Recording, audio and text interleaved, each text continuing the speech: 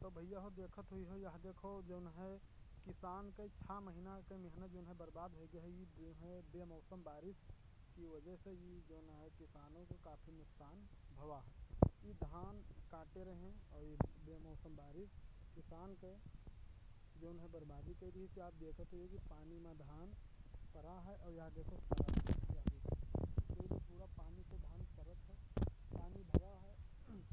फिर भी बारिश ना ही रुकत हुई, बारिश अभी जो है बरस रही है, किसान के धान पड़ा है, यहाँ देख लो पूरा पानी से पानी।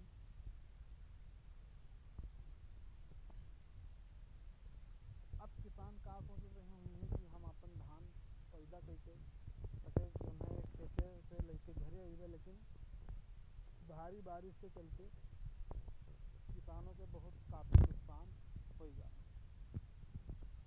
यह देखो पूरा गड़ा